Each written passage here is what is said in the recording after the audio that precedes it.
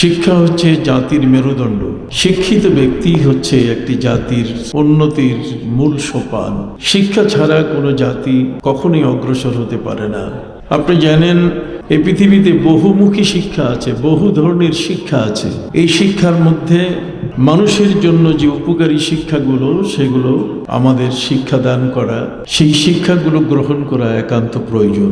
আপনারা সকলেই জানেন, পৃথিবীতে একটি মিথ্যা কথা প্রচারিত হয়ে আছে, একটি মিথ্যা কথা আমাদের সমাজে আছে। আদিম যুগের মানুষ লেখাপড়া জানত না। যারা প্রাচীন যুগের আদি যুগের মানুষেরা লেখাপড়া জানত না, যারা চামড়ার পোশাক পরিধান করত, পাথরে পাথরে ঘর্ষণ করে আগুন জ্বালাতো, এরা কাঁচা গোশত খেত। এই ধরনের একটি প্রচার আমাদের সমাজে আছে। সম্মানিত সুধী, ইসলাম কিন্তু এই কথা স্বীকার করে না। ইসলামের মূল বিষয় হলো এই যে আদি পিতা বাবা আদম আলাইহিস সালাম সম্পর্কে আল্লাহ পবিত্র কোরআনে বলে দিয়েছেন, ওয়া আল্লামা আদামাল আসমাআ কুল্লাহা, আমি আদমকে শিক্ষিত বানিয়েছি এবং আদম হচ্ছেন জগতের সকল বিষয়ের একজন শিক্ষিত ব্যক্তি। ওয়া আল্লামা আদামাল আসমাআ কুল্লাহা, পৃথিবীর সৃষ্টিতে যা কিছু আছে তার সব কিছুর নাম আল্লাহ তাআলা তাকে শিখিয়ে দিয়েছেন। কোন সৃষ্টির কোন গুণ,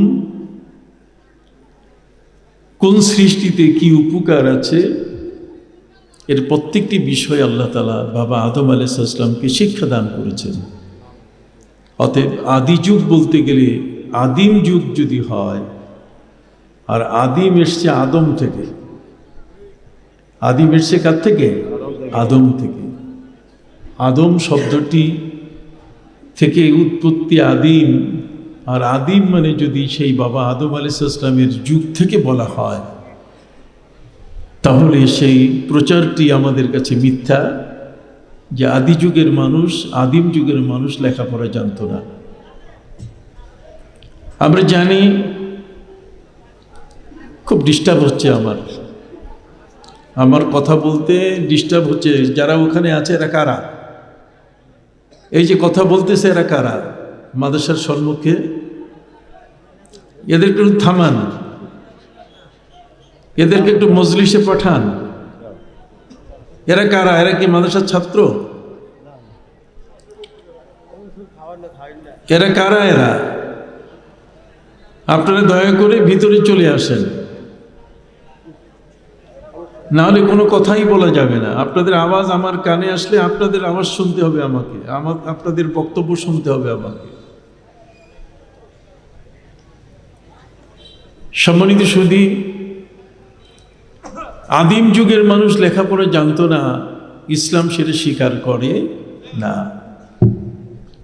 আদিম যুগের আদম তার শিক্ষার কাছে পরাজিত হয়েছেন ফিরিস্তা জগৎ। আল্লাহ পাক রব্বুল আলামিন তাদেরকে বলে দিয়েছেন যে পারলে তোমরা এই পৃথিবীর যে সমস্ত সৃষ্টি আছে তার প্রত্যেকটার নাম বলো, কিন্তু তা পারেনি। বাবা আদম আলাইহিস সালামকে আল্লাহ তাআলা বলছেন, তুমি বলো দেখি। আদম আলাইহিস সালাম একের পরে এক পটাপট একেবারে সাথে সাথে প্রত্যেকটি সৃষ্টি বস্তুর নাম, সৃষ্টির নাম এবং তার গুণাবলী তিনি বর্ণনা শুরু করলেন। সুবহানাল্লাহ। সম্মানিত সুধী, অতএব সৃষ্টির শুরু থেকে শিক্ষা, জ্ঞানের আলো পৃথিবীতে প্রচারিত হয়ে আসছে। পৃথিবীতে সর্বপ্রথম লেখা চালু হয়েছে হযরত ইদ্রিস আলাইহিস সালাম থেকে। নবী ইদ্রিস আলাইহিস সালাম প্রথম তিনি লেখা, কাগজের উপরে কলম দিয়ে লেখার বিষয়টি তার দ্বারা চালু হয়েছে। শিক্ষা ইসলামের মৌলিক বিষয়। ইসলামের যতগুলো আবশ্যিক বিষয় আছে, আজকের পৃথিবীতে জাতিসংঘের দেয়া মানবাধিকারের যতগুলো বিষয় আছে তার মধ্যে শিক্ষা আছে, স্বাস্থ্য আছে, সেখানে আছে বস্ত্র, অন্ন, বাসস্থান। অন্ন, বস্ত্র, বাসস্থান, শিক্ষা, স্বাস্থ্য, এই সবগুলোর কথা জাতিসংঘের পক্ষ থেকে 1961 সালে ঠিক এমন একটি সময় তারা পৃথিবীর মানুষকে জানিয়েছে যে মানুষের এই চাহিদাগুলো তার মৌলিক চাহিদা। কিন্তু ইসলামে বলে যে না, মৌলিক চাহিদায় 5টার মধ্যে সীমিত না, মৌলিক চাহিদা অসংখ্য। এই মৌলিক চাহিদার মধ্যে সেখানে মানুষের অধিকার, একজন নারীর অধিকার কি, একজন পুরুষের অধিকার কি, ঠিক এমনি করে একজন মা, একজন বাবার অধিকার কি। এই পৃথিবীতে বেঁচে থাকার অধিকার আছে মানুষের, কি বলেন ঠিক কিনা? সবাই বলেন বেঁচে থাকার অধিকার আছে কিনা? শুধু খাইলাম আর পড়লাম, স্বাস্থ্যটা ভালো রাখলাম, কিন্তু কেউ আমার উপরে আক্রমণ করলো, আমার জীবনটাকে ধ্বংস করলো, আমার জমি দখল করে নিল, সে অধিকার তো তাকে দেওয়া হয় নাই। অতএব সৃষ্টির সূচনা থেকে শিক্ষা, এটা যে প্রয়োজন, বাবা আদম আলাইহিস সালামের থেকে এসছে। বাবা আদম ছিলেন কৃষিবিদ। এই পৃথিবীতে উৎপাদন, ফলন, কোন গাছের কি ফসল আসবে এবং উন্নত ফসল আসতে গেলে কি প্রয়োজন, কিভাবে চাষাবাদ করতে হবে, বাবা আদম আলাইহিস সালামের সময়কালে সেই চাষাবাদ পদ্ধতি আবিষ্কৃত হয়েছে, যেটা আজ পর্যন্ত এত উন্নত মানের আবিষ্কার পৃথিবীতে আসে নাই। সম্মানিত সুধী, বাবা আদম আলাইহিস সালাম থেকে নিয়ে যত নবী এসেছেন 1,24,000 অথবা 2,24,000 নবী এবং রসুল প্রত্যেকেই শিক্ষিত ছিলেন, কোনো নবী অশিক্ষিত ছিলেন না। ওয়ামা আরসালনা মির রাসূলিন ওয়ামা আরসালনা মির রাসূলিন, জগতের মধ্যে যত রসুল আমি পাঠিয়েছি ইল্লা বিলিসানি কওমিহি লিইউবাইয়িনা লাহুম, আমি তাদের স্বভাষী ব্যক্তিদের মধ্য থেকে নবী মনোনীত করে, রসুল মনোনীত করে পাঠিয়েছি, যাতে করে আমার পরিচয় তারা ব্যাখ্যা করতে পারেন, আল্লাহর পরিচয় যেন মানুষের কাছে তুলে ধরতে পারেন। আল্লাহর পরিচয় পাওয়া, এই শিক্ষা হলো পৃথিবীর শ্রেষ্ঠ শিক্ষা। জোরে সুবহানাল্লাহ। জগতের মধ্যে মানব জীবনের জন্য যা কিছু প্রয়োজন, যা কিছু দরকার, তার সব কিছু আল্লাহ পাক রব্বুল আলামিন দিয়েছেন। তিনি শিক্ষাটা দিলেন না এমনটা কখনোই নয়। এই জন্যই সম্মানিত সুধী, শিক্ষা এটি প্রাচীন কাল থেকে চলে আসছে। হযরতে নবী দাউদ আলাইহিস সালাম তিনি ছিলেন পৃথিবীর মধ্যে এমন একজন মহা শিল্পী। তিনি এমন এক কারিগর ছিলেন, লোহাকে আল্লাহ তাআলা তার জন্য ওয়া আলান্না লাহুল হাদিদ, আমি লোহাটাকে তার জন্য মোমের মতো করে দিয়েছিলাম। ফলে এটা দিয়ে যুদ্ধের বক্ষাস্ত্রণ, তার মানে সৈন্যরা বুকে যে আঘাত ঠেকাবার জন্য যেই পোশাকটা পরিধান করে, বক্ষাস্ত্রণ এবং মাথার হেলমেট তিনি তৈরি করতেন, যাতে করে মাথার উপরে কেউ যেন আঘাত করতে না পারে। সম্মানিত সুধী, এইভাবে একের পর এক জগতের মধ্যে যত নবী এসছেন, প্রত্যেক নবী ছিলেন সুশিক্ষিত এবং নবীর স্ত্রীগণও ছিলেন কি সুশিক্ষিত, তাদেরও শিক্ষা ছিল। আজকের কাশীপুর নেসারিয়া বালিকা দাখিল মাদ্রাসায় আমার আলোচনা, কি বলেন? নারী শিক্ষা, নারী শিক্ষার প্রয়োজন কতটুকু? আপনি জানেন আমাদের প্রিয় নবী সাল্লাল্লাহু আলাইহি ওয়াসাল্লামের উপরে যে কোরআন নাজিল হয়েছে, সেই পবিত্র কোরআনের মধ্যে একটি সূরা আছে, যে সূরাটির নাম হলো সূরা আন নিসা। পবিত্র কোরআন মজিদে নারীদের নামে একটি সূরা আছে, যে সূরাটির নাম হলো সূরা মারিয়াম। নাম কি? সূরা মারিয়াম। নিসা নামে নারী জাতি সম্পর্কে যে আলোচনা পবিত্র কোরআনে আনা হয়েছে, এই পৃথিবীর কোনো বিজ্ঞানী, পৃথিবীর আমাদের বসবাসকারী জগতের মধ্যে এমন কোনো সায়েন্টিফিক নাই যে সূরা নিসা নারীদের সম্পর্কে কোরআন যে বিষয়গুলো বলেছে সেটাকে তারা অস্বীকার করতে পেরেছে।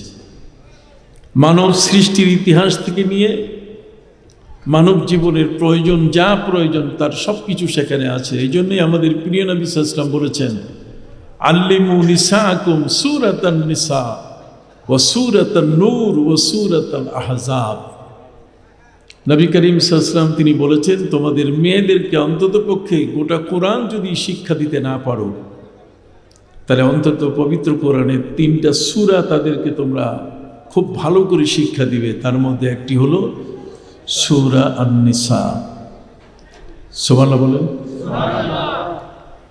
সূরা নিসা নারীদের জানতে হবে। নারীদের সম্পর্কে নাজিলকৃত সূরা যদি তারা না পড়ে, না জানে, তাহলে তার জানবেটা কি?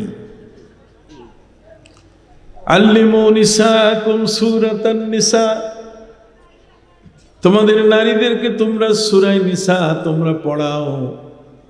ওয়া সূরাতান নূর, সূরা নূর তাদেরকে পড়াও। ওয়া সূরাতাল আহজাব, এবং সূরা আহজাব পড়াও।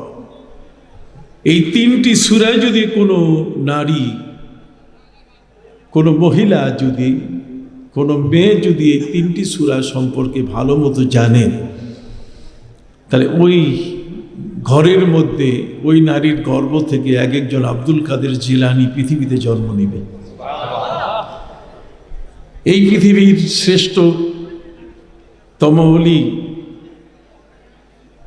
হযরতে মহিউদ্দিন আব্দুল কাদের জিলানী রহমতুল্লাহ আলাইহির পাশাপাশি হযরতে উসমান হারুনি, হযরতে খাজা মঈনুদ্দিন চিশতি আজমিরি, ঠিক অনুরূপভাবে তার গর্ভে জন্ম নেবে শাহ সফি নিসারউদ্দিন, আবু জাফর মোহাম্মদ সালেহ, বাহরে শরীয়ত শাহ মোহাম্মদ মোহেবুল্লাহর মতো, শাহজালাল ইয়েমেনি, শাহ মকদুম, শাহ আলী, শাহ পরান, শাহ আমানত, শাহ ফাতেহুল্লাহ, শাহ গরিবুল্লাহ, শাহ আলী বাগদাদি, শাহ শরফুদ্দিন চিশতি বেহেশতি, সৈয়দ আহমদ শহীদ বেরেলভী, সুফি নূর মোহাম্মদ নিজামপুরি, সুফি ফতে আলী ওয়াইসি রহমতুল্লাহ আলাইহির মতো বড় বড় মহান ওলি নারীর গর্ভে জন্মগ্রহণ করবে। সুবহানাল্লাহ বলেন। পৃথিবীর মধ্যে নারীরা ঠকেছে ওই সময় যখন তারা কোরআন ছেড়ে দিয়েছে। পবিত্র কোরআনের মধ্যে নারীর অধিকার নিশ্চিত করতে গিয়ে আল্লাহ পাক রব্বুল আলামিন বলে দিয়েছেন, ওয়া আতুন নিসাআ সাদকাতিহিন্না নিহলা, তোমরা নারীদের মোহরানা তাদেরকে স্বাচ্ছন্দ্য চিত্তে বুঝিয়ে দাও। একটা নারীর বৈবাহিক সূত্রে স্বামীর ঘরে যখন আসবে, তখন তার কিছু পাওনা আছে, যেই পাওনাটি আদায় করা ফরজ। বলুন যে পাওনাটি আদায় করা কি? আর সেটা হচ্ছে তার মোহরানা। এই মোহরানা তার অধিকার। এই মোহরানা যদি তাকে না দেওয়া হয়, তাহলে সেই স্বামীর হজ আল্লাহ কবুল করবেন না। তার হজের সফরে যাওয়ার কোনো অধিকার নাই। হজের সফরে সে যেতে পারবে না যদি তার স্ত্রীর মোহরানা বাকি থাকে। কিন্তু আমাদের দেশের মধ্যে কখনো কোনো সময় কি এই বিষয়টা চিন্তা করেছে কেউ? হাজী সাহেব টপ করে টাকা জমা দিয়ে গট করে চলে যান। হাজী সাহেব হজ করে দেশে ফিরেন, সবাই তাকে বড় নামে হাজী ডাকেন। বন্ধুরা আমার, আমাদের এই সমাজের মধ্যে কোনোদিন এই বিষয়গুলোকে চিন্তা ভাবনা করা হয় না। আমার প্রিয় নবী সাল্লাল্লাহু আলাইহি ওয়াসাল্লাম বলেছেন, আন-নিসাউ শাকাইকুর রিজাল, নারীরা হলো পুরুষের দেহের অংশ। আন-নিসাউ শাকাইকুর রিজাল, শাকায়ুর, যার মানে শাকিক। শাকিক শব্দের অর্থ হচ্ছে সহোদর। এক মায়ের গর্ভে জন্ম নিলে যেমন ভাই বোন, ঠিক অনুরূপভাবে হজরতে মা হাওয়া আলাইহিস সালামের গর্ভ থেকে একসাথে একটি ছেলে আর একটি মেয়ে জন্ম নেয়। এরকম 18 জোড়া সন্তান তিনি জন্ম দিয়েছেন, টুইন। প্রতিবার গর্ভে তার সন্তান ছিল একটি ছেলে এবং একটি কি মেয়ে। আপনি কি আমার কথাগুলো বুঝতেছেন? একটি ছেলে একটি মেয়ে, টুইন। এই দুটো সন্তান তার গর্ভ থেকে পৃথিবীতে জন্ম নিত।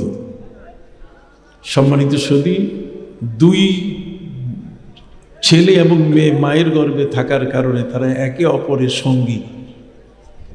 আর নিসা ও শাকাইকুর রিজাল, নারীরা হচ্ছে পুরুষের দেহের অংশ।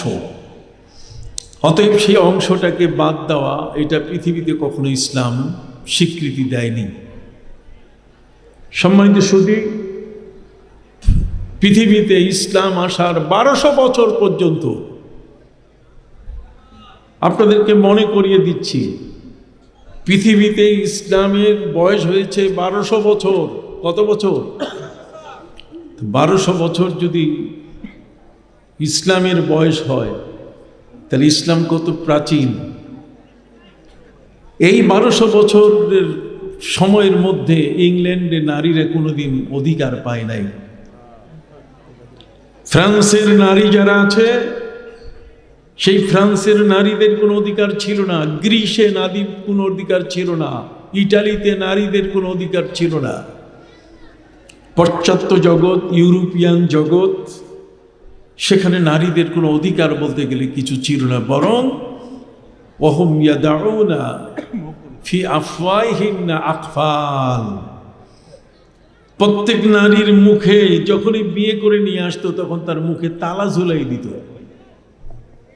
কি ঝুলাতো ভাই? এই মহিলা যেন কথা বলতে না পারে। মহিলাদের উইল করার কোনো ক্ষমতা ছিল না। ব্যাংকের কোনো চেক বইতে স্বাক্ষর করার কোনো অধিকার ছিল না। সম্পত্তি কোনো অধিকার ছিল না। এখনো হিন্দু সমাজের মধ্যে হিন্দুর ঘরে জন্ম নিলে পরে সেই কন্যা সন্তান বাপের সম্পত্তিতে তার কোনো অধিকার নাই। এই জন্য তারা ডিমান্ড দিয়ে দেয়। বিবাহের সময় বাবা তার খাট পালং, তার তোষক, তার কিছু গহনাপত্র মিলে একসাথে দিয়ে দেয়, যা জন্মের মতো বিদায়। কথা বুঝে গেছে? আর কোনোদিন বাপের সম্পত্তিতে তার কোনো অধিকার থাকে না। ভাইরা আমার, মদিনার জমিনে হযরতে জাবের রাদিয়াল্লাহু তাআলা আনহুর একটি ঘটনা আছে। হযরতে জাবের রাদিয়াল্লাহু তাআলা আনহু, তিনি এত সম্পদের মালিক ছিলেন।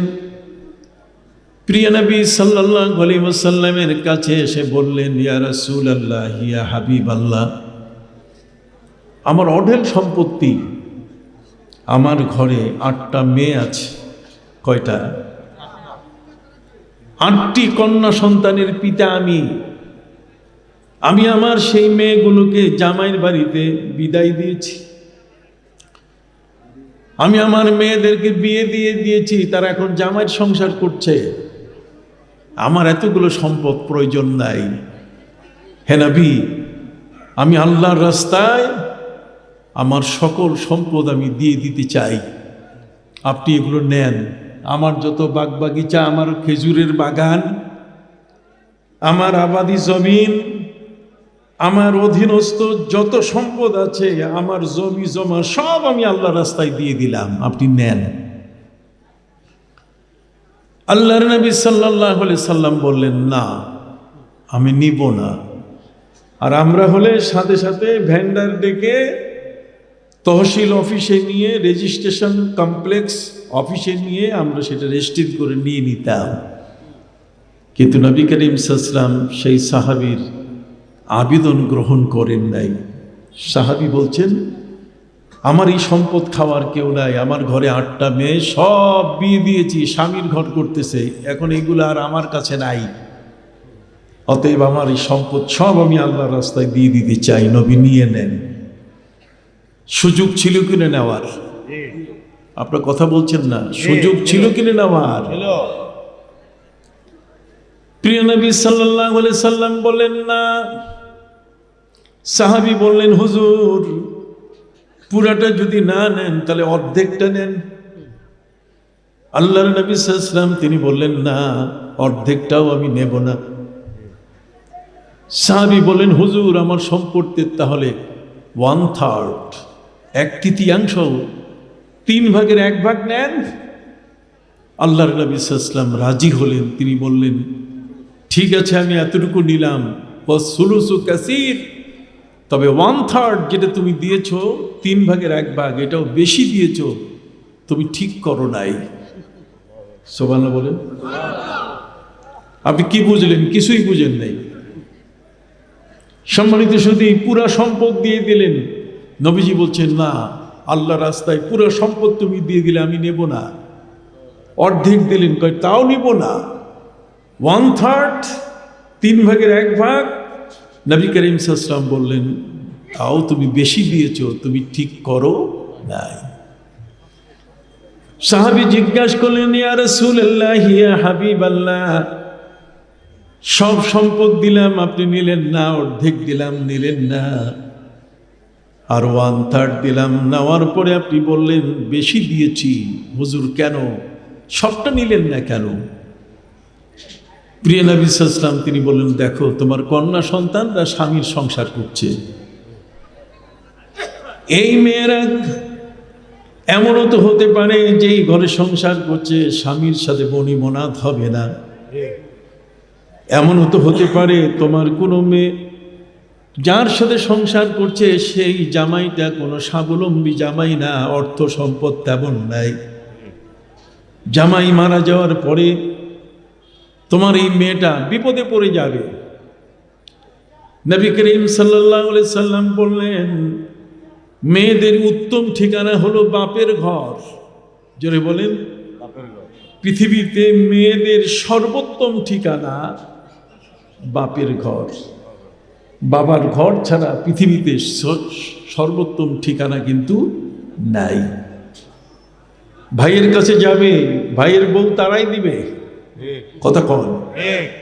সম্মানিত সুধী বন্ধুরা আমার, বোনের কাছে বোন গেলে কয়দিন সহ্য করবে? যেহেতু তার ঘরে জামাই, তার ঘরে ভাগনারা আছে, সেই ভাগনারা সহ্য করতে চাইবে না। এই জন্য আল্লাহর নবী সাল্লাল্লাহু আলাইহি ওয়াসাল্লাম বললেন, তুমি কি চাও যে ঘরে ফেরত আসা এই মেয়েটির ঠিকানা, সর্বোত্তম ঠিকানা হচ্ছে বাপের ঘর?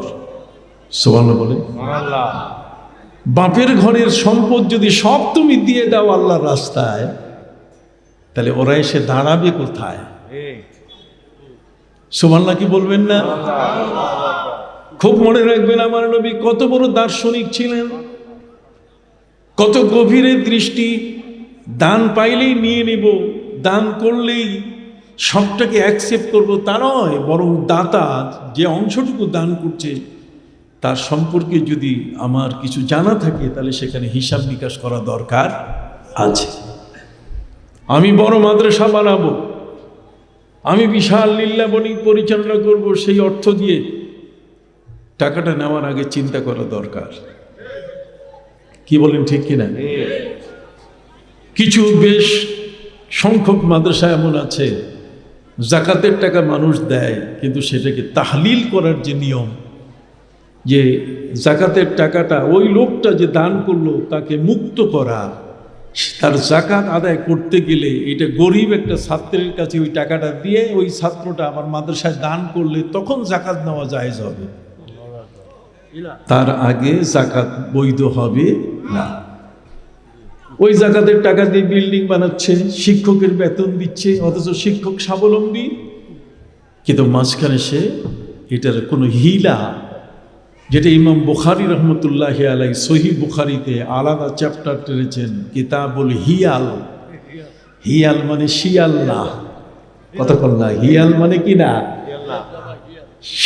শিয়াল না, শ্রীগাল না, বরং হিয়াল শব্দের অর্থ হচ্ছে হিলা, তাহলিল, তাহলিল শব্দের অর্থ হচ্ছে এই জাকাতের টাকাটা যেন বৈধ হয়, ওই লোকটা যে দান করছে সে যেন মুক্তি লাভ করতে পারে, তার জাকাতটা যেন আদায় হয়। এই জন্য যে টাকাটা জাকাত পারপাসে মাদ্রাসায় আসবে লিল্লা বোর্ডিংয়ে, সেটা ওই লিল্লা বোর্ডিংয়ের সবচেয়ে যে গরিব ছাত্রটা যে হকদার, ওই 8টা মসরাফ, 8 জন ব্যক্তি 8টা খাত যেখানে জাকাত দিলে জাকাত আদায় হয়, ঠিক এরকম একজন গরিব ছাত্রের কাছে টাকাটা দিতে হবে এবং সেই টাকাটা ওই ছাত্র গ্রহণ করে সেখান থেকে ইচ্ছে করে সব টাকাটা মাদ্রাসায় দিয়ে দেয়, তখন এটা শিক্ষকেরও বেতন দেওয়া যাবে, মাদ্রাসার বিল্ডিংও বানানো যাবে, ডেভেলপমেন্ট করা যাবে। কিন্তু কয়টা মাদ্রাসা করে, কয়জন ব্যক্তি করেন, কয়জন আলেম করেন, এটা আমার প্রশ্ন। যারা করেন তাদের বেলায় আমার কোনো প্রশ্ন নাই, ভুল বোঝার কোনো সুযোগ নেই আমাকে, যেহেতু আমাদের এই কথাগুলো এখন এই মুহূর্তে সারা পৃথিবী শুনছে। সম্মানিত সুধী, দর্শন কাকে বলে? দর্শন শব্দের অর্থ হচ্ছে চোখ দিয়ে দেখা।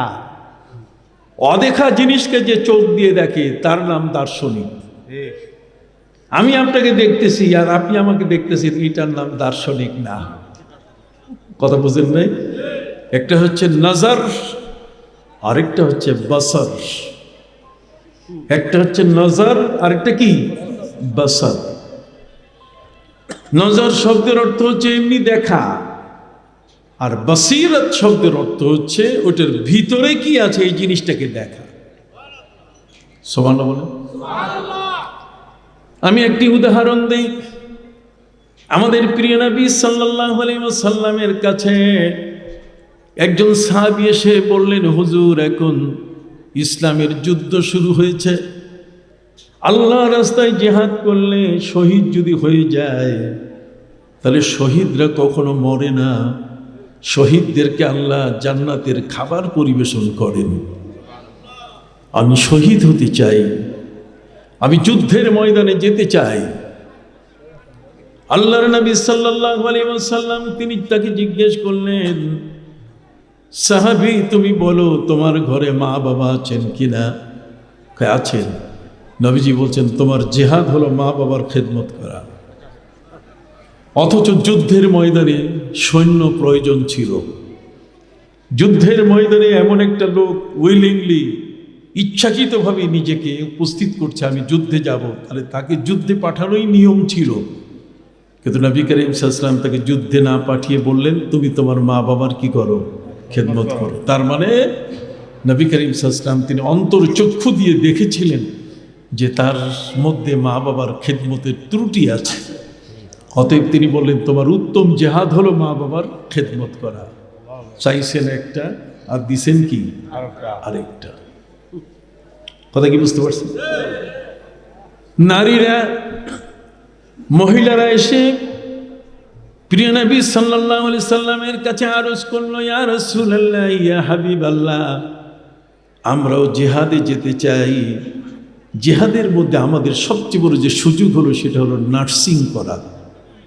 আমাদের দেশের হসপিটাল, হাসপাতাল যেগুলো আছে সেগুলোতে নার্স আছে কিনা? এই নার্সরা ইঞ্জেকশন দেয়, এরা ব্যান্ডেজ করে, এরা সেবা দেয়, কত রকম কাজ নার্সিং। প্রিয় নবী সাল্লাল্লাহু আলাইহি সাল্লামের মহান দরবারে নারীরা এসে বলা শুরু করলো, আমরা জিহাদে যেতে চাই, আমরা নার্স হতে চাই, আমরা নার্সিং করব। নবী করিম সাল্লাল্লাহু আলাইহি ওয়াসাল্লাম বললেন, না, যুদ্ধের ময়দানে গিয়ে তোমাদের জিহাদ নয়, বরং পারলে তোমরা হজ করো। কি করো? হজ করো। হজ করাটাই তোমাদের জিহাদ। সুবহানাল্লাহ বলেন। দার্শনিকের দর্শন হলো এমন যে ভিতরে যে জিনিসটা আছে যে কেউ দেখে না, সেই জিনিসটাকে তিনি দেখেন, সেই জিনিসটাকে তিনি উপলব্ধি করেন। অতএব প্রিয় নবী সাল্লাল্লাহু আলাইহি ওয়াসাল্লামের দর্শন কত সুদূর প্রসারী। নবীজি বললেন তুমি সব সম্পদ যদি আল্লাহ রাস্তায় দিয়ে দাও আমার নিতে আপত্তি নাই, কিন্তু তোমার 8টি মেয়ের মধ্যে 2-3টে মেয়ের জীবনে দুর্ঘটনা ঘটবে না এমনটা তো না। অতএব যদি কোনো মেয়ে এমন হয় স্বামীর ঘর সংসার করতে পারলো না, বিচ্ছেদ হয়ে গেল, সেই মেয়েটি কোথায় যাবে? বাপের ঘর হলো সবচেয়ে নিরাপদ, বাপের ঘর হলো সবচেয়ে উত্তম ঠিকানা। তোমার মেয়েটির কোনো জামাই যদি মৃত্যুবরণ করে আর সে যদি সচ্ছল না হয়, তার সন্তানরা যদি তাকে দেখাশোনা না করে, তখন সে ফিরবে কোথায়? আল্লাহর নবী সাল্লাল্লাহু আলাইহি ওয়াসাল্লাম বলেন, তুমি কি চাও সমস্ত সম্পদ আল্লাহর রাস্তায় দিয়ে তোমার এই মেয়েরা যখন ঘরে ফিরে আসবে, তখন ভিক্ষার থালা নিয়ে মানুষের ঘরে ঘরে দুয়ারে দুয়ারে ঘুরুক? তুমি কি চাও? সাহাবী বলেন, হুজুর, এটা তো আমি কখনো চাই না। নবী করিম সাল্লাল্লাহু আলাইহি ওয়াসাল্লাম বলছেন, এই জন্যই আমি তোমার পুরা সম্পদ নেই নাই। সুবহানাল্লাহ বলুন। পুরা সম্পদটা নেই নাই। তোমার এই সম্পদ, এটা তোমার সন্তানের জীবনের উপকার দেবে। ভাইরা আমার, প্রিয় নবী সাল্লাল্লাহু আলাইহি সাল্লামকে সাহাবী প্রশ্ন করলেন, হুজুর, অর্ধেক দিলাম তাও আপনি নিলেন না, 3 ভাগের 1 ভাগ দিলাম, 1/3।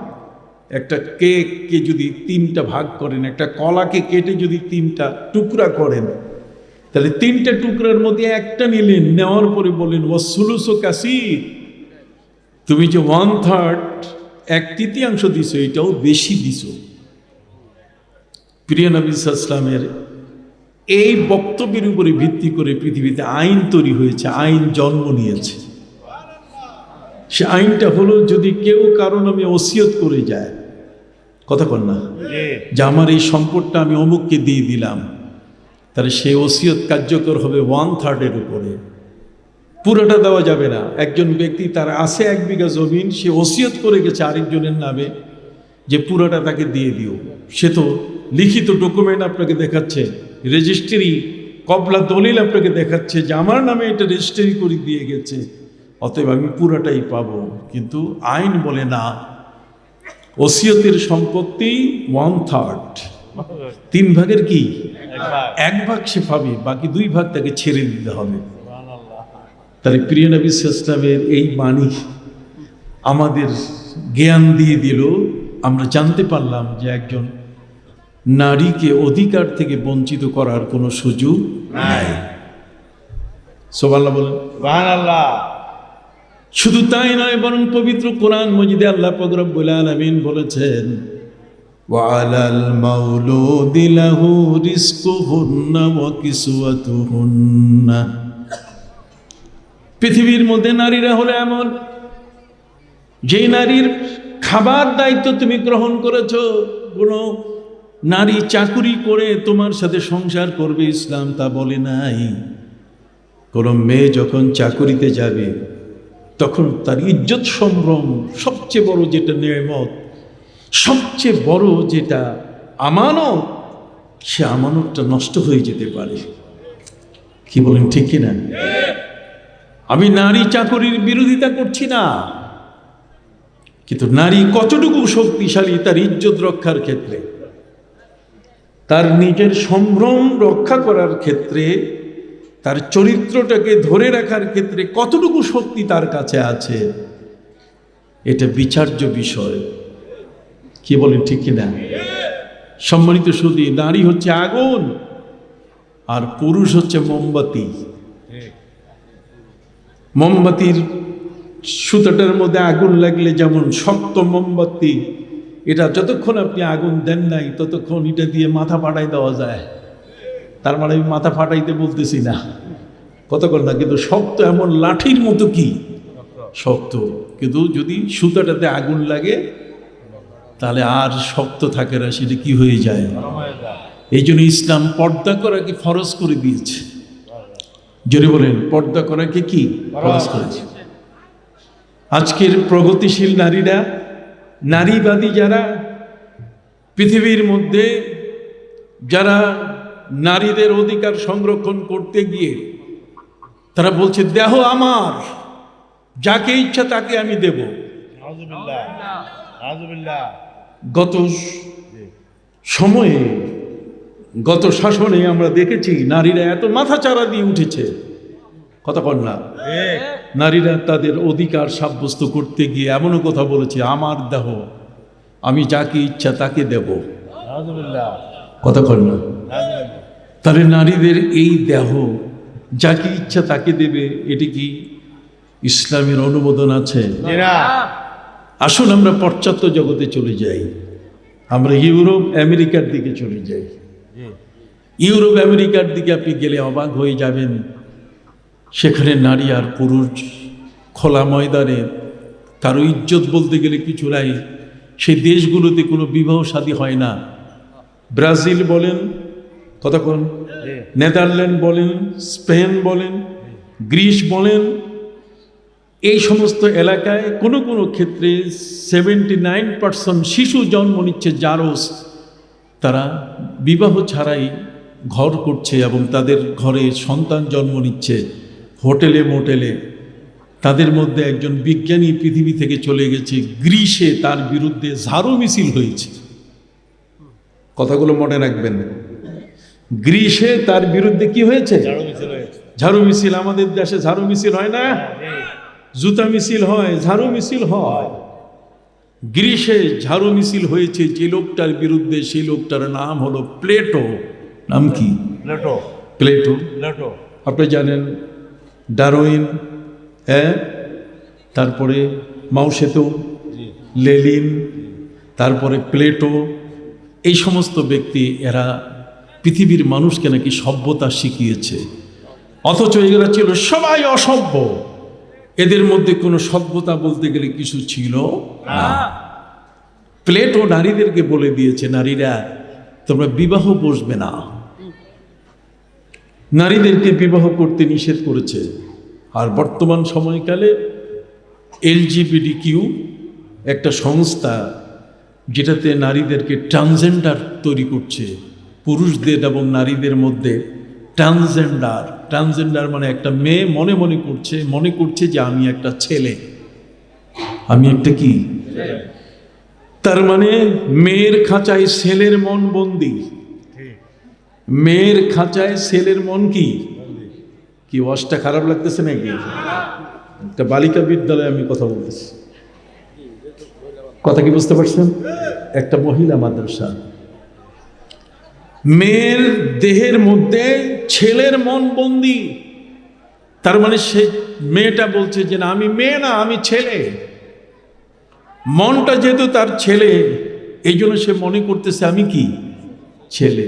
তাহলে ছেলে হলে সে একটা মেয়েকে চায়, কতক্ষণ না, ছেলে হলে সে একটা কি চায়, মেয়েকে চায়। তাহলে একটা মেয়ে আরেকটা মেয়েকে যদি চায়, অথচ যে চাচ্ছে সেও মেয়ে, আর যাকে চাচ্ছে সেও কি মেয়ে।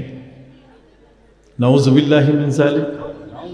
এদের মধ্যে বিবাহ হচ্ছে, মেয়েতে বিবাহ হচ্ছে। আমেরিকান সরকার সেটা অনুমতি দিয়েছে।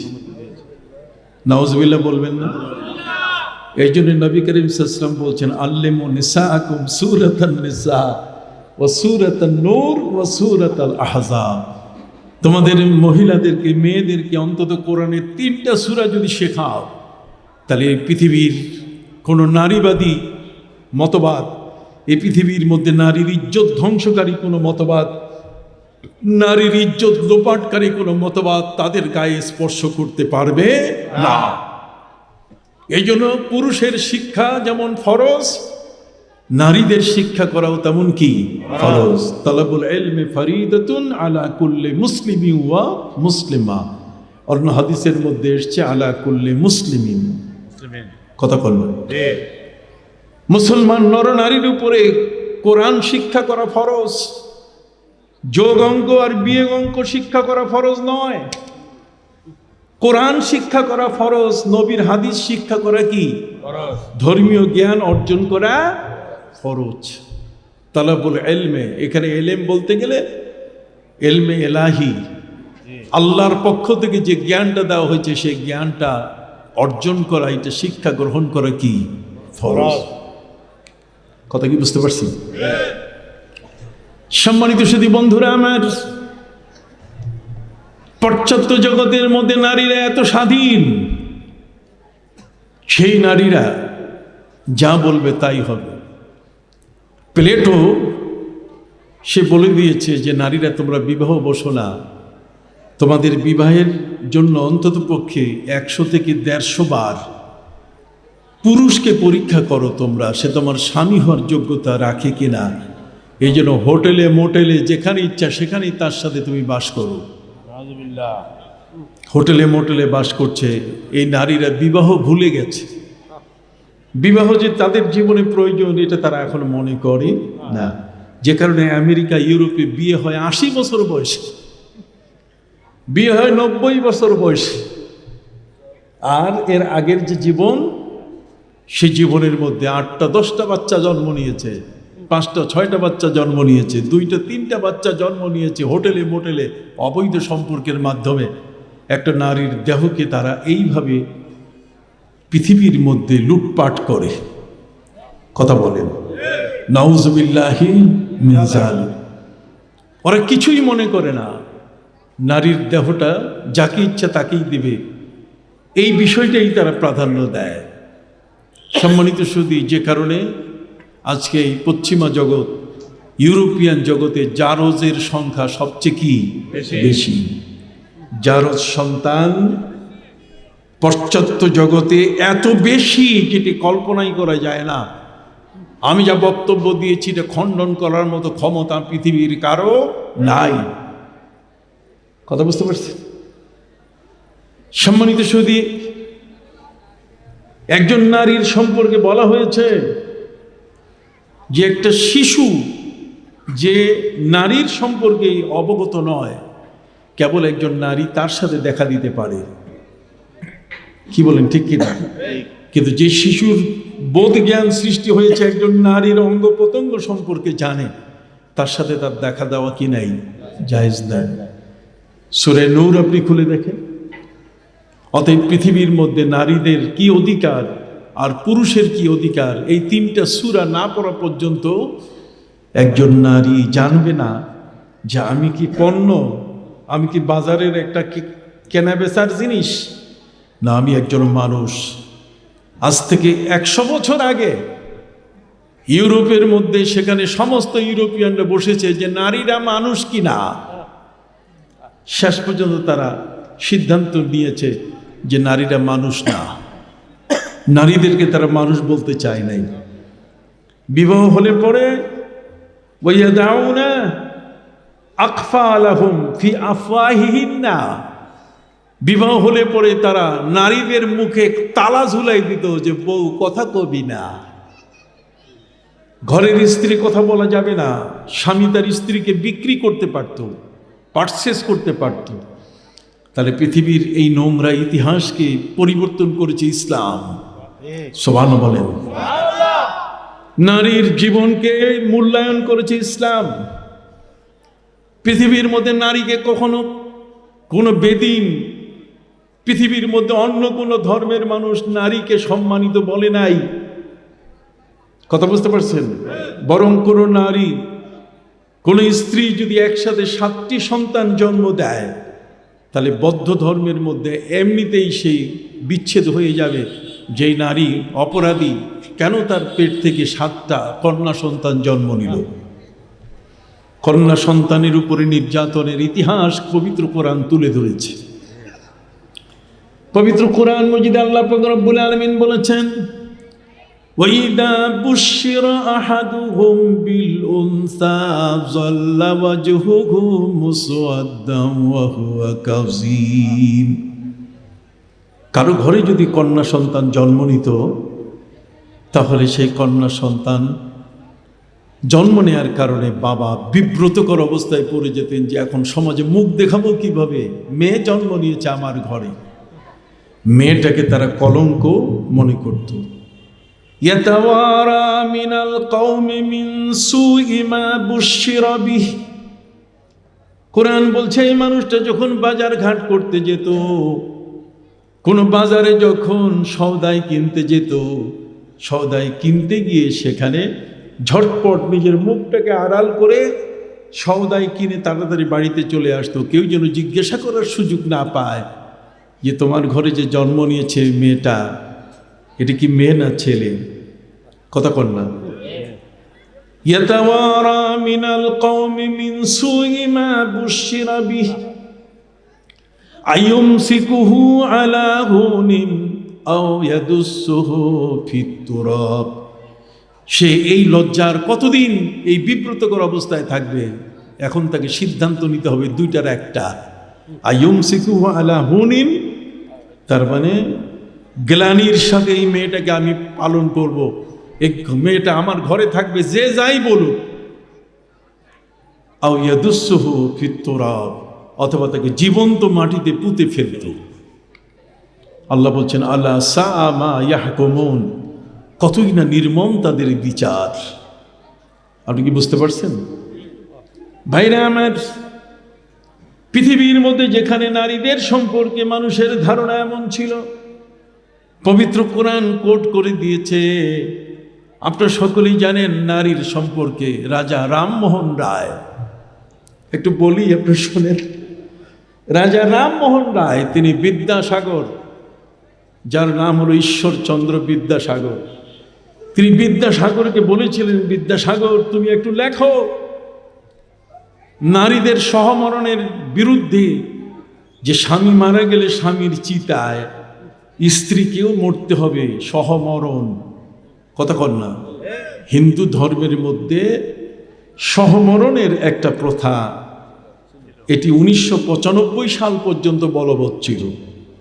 1995-তে ভারতের পার্লামেন্ট আইন পাশ করেছে, যার যদি কখনো কোনো মৃত স্বামীর স্ত্রীকে তার সাথে চিতায় সহমরণে বাধ্য করা হয়, তাহলে তাকে ফাঁসিতে ঝুলানো হবে।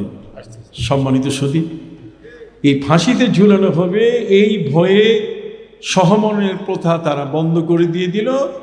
তবে সেই নারীর সম্পর্কে তাদের বিশাল সিদ্ধান্ত যে এই মেয়েটি হিন্দু ধর্মে, সেই মেয়েটির স্বামী যদি মারা যায় চিতায় সহমরণে এসে যাবে না, কিন্তু কোনো স্বামী গ্রহণ করতে পারবে না।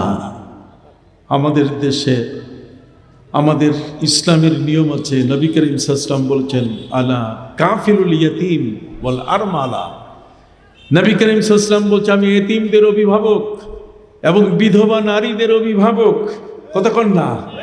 বিধবা নারীরা তাদের ইচ্ছে করলে 4 মাস 10 দিন স্বামীর ইদ্যত পূরণ করার পর তার অন্য স্বামী গ্রহণ করতে পারবে। সুবহানাল্লাহ বলেন। তাহলে আপনি দেখতে পাচ্ছেন এই আইনগুলো মেয়েদের জানা প্রয়োজন আছে কিনা? একটু হাত উঁচু করে বলেন, আছে কিনা? আছে। পবিত্র কোরআন মজিদ আপনি খুলে দেখেন, পবিত্র কোরআন মজিদের সূরা আলে ইমরানে আল্লাহ বলছেন ওয়ালাইসা যাকারু কাল উনসা। পৃথিবীর মধ্যে এমন কিছু নারী আছে যেটি লক্ষ কোটি পুরুষের চেয়ে উত্তম। দূরে বলে লক্ষ কোটি পুরুষের চেয়ে কি উত্তম। হযরতে আম্মা জান আয়েশা রাদিয়াল্লাহু তাআলা তিনি হাফেজা ছিলেন। নবী করিম সাল্লাল্লাহু আলাইহি ওয়াসাল্লামের সাহাবীদের মধ্যে হাফেজের সংখ্যা হলো 10,000।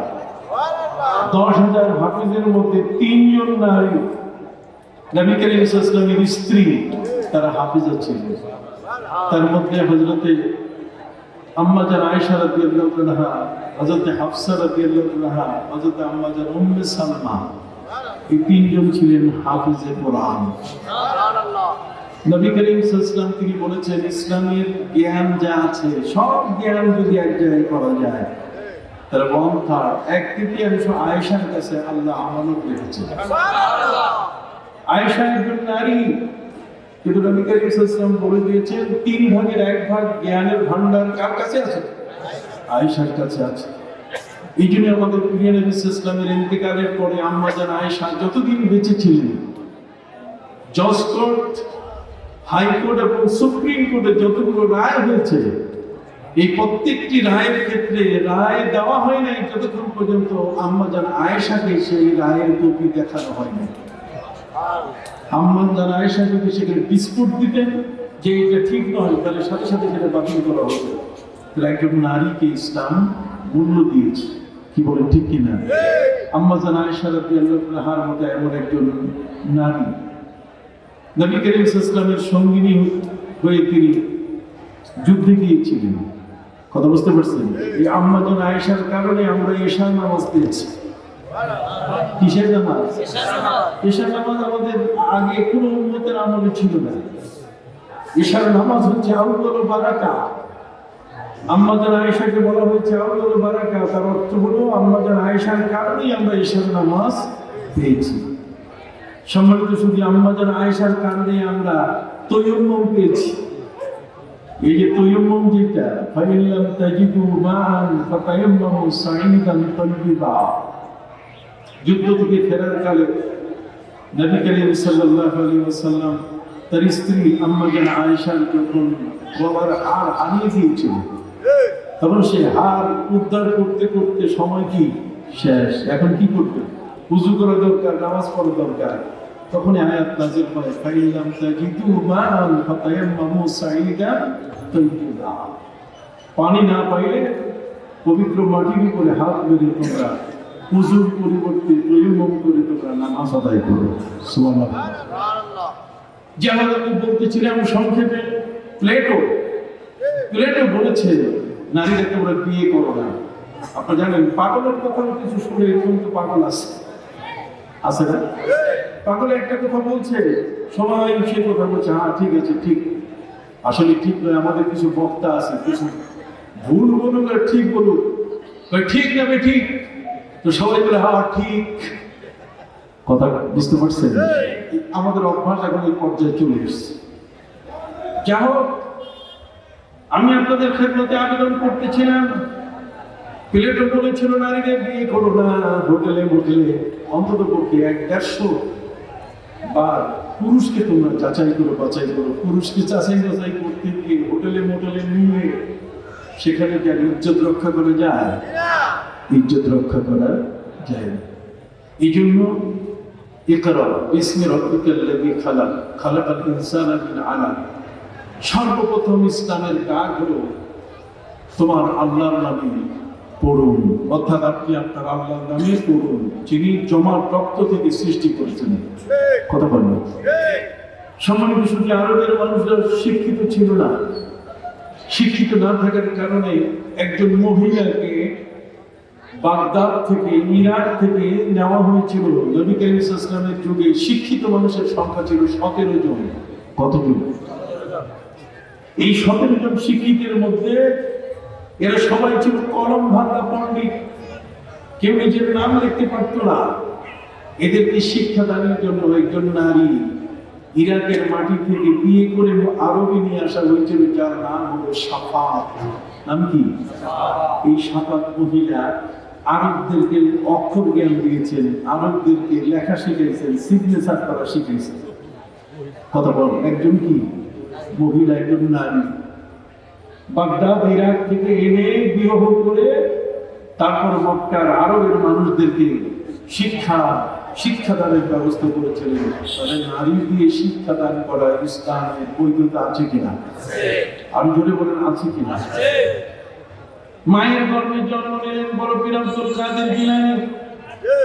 সে আব্দুল কাদের জিলানী পৃথিবীর মধ্যে মায়ের কারণে তার জীবনে এমন এক অবস্থা তৈরি হয়ে গেল, তিনি যখন বাগদাদে পড়তে যান, ওনার জন্মস্থান হলো ইরানে, গিলান নামক এলাকায়। আমি সেখানে গিয়েছি, ইরানের সেই জায়গায় আমার যাওয়ার সুযোগ হয়েছে, যেখানে বড় পীর আব্দুল কাদের জিলানী রহমতুল্লাহ জন্ম নিয়েছেন, তার জন্মস্থান।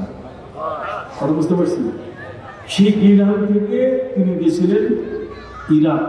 ইরান আর ইরাকের বর্ডার, আমাদের বাংলাদেশ ভারতের যেমন বর্ডার লাগানো, ঠিক ইরাক এবং ইরানের বর্ডার একসাথে লাগানো।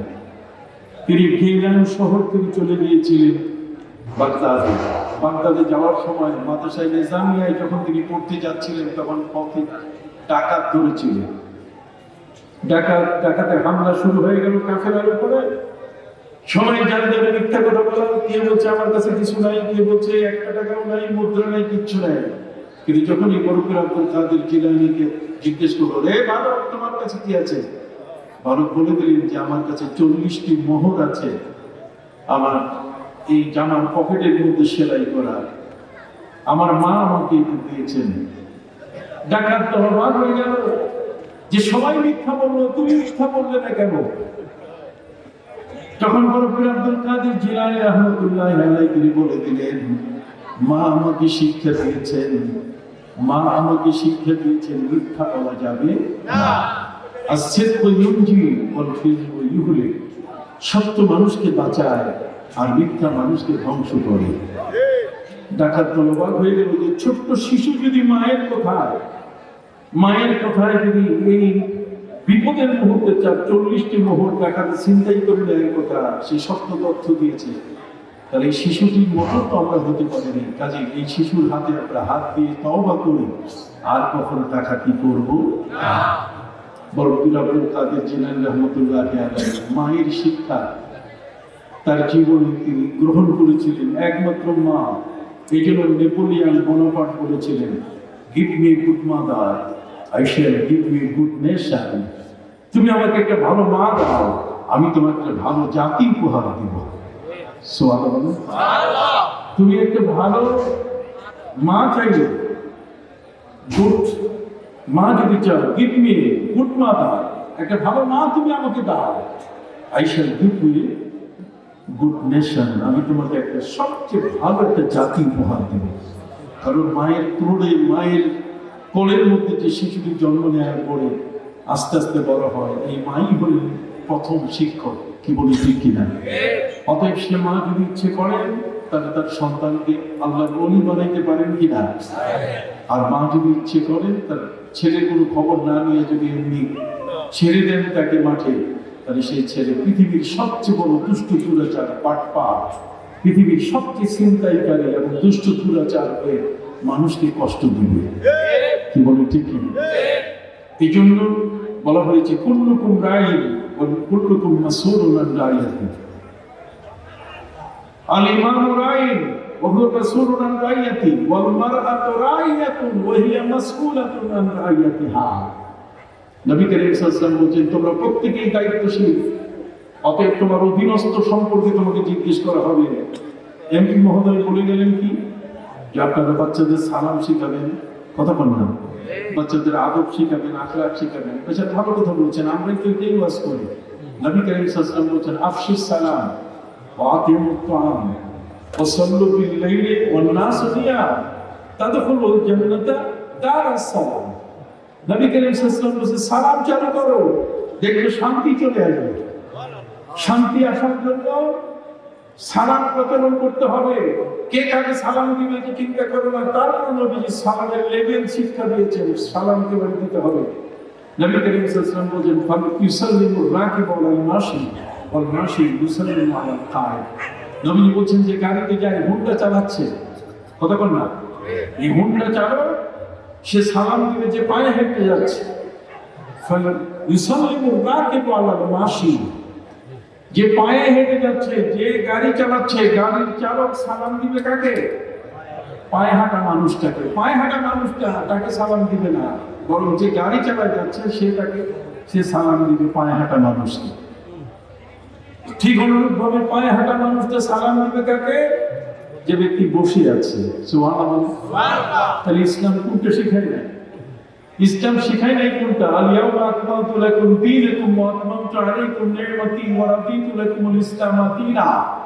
ইসলাম সারা বিশ্বের সবচেয়ে বড় আল্লাহর মনোনীত ধর্ম হওয়ার পিছনে কারণ হলো, পৃথিবীর মধ্যে যেই নারীকে অবহেলা করা হতো, যেই কন্যা সন্তানকে জীবন্ত কবর দিত, ইসলাম সেই প্রথাকে রহিত করে দিয়েছে।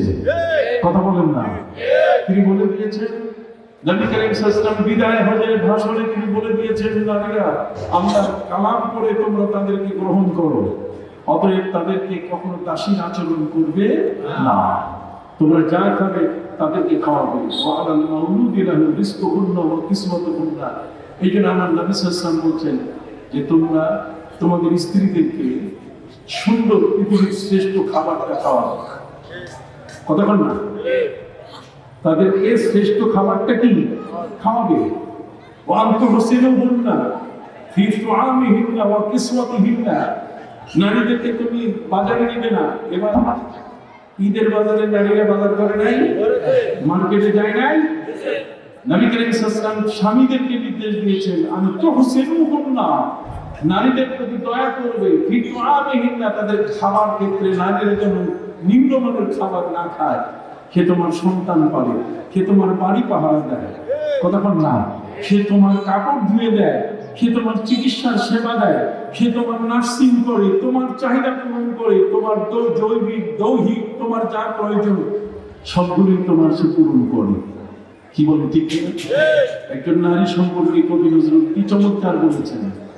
একজন নারী আর পুরুষের সম্পর্ক কি কবি নজরুল বলেছেন, তাজমহলের পাথর দেখেছ, দেখিয়াছ কি তার প্রাণ, তাজমহলের পাথর দেখেছ, দেখিয়াছ কি তার প্রাণ, অন্তরে তার মমতাজ নারী, বাহিরেতে শাহজাহান।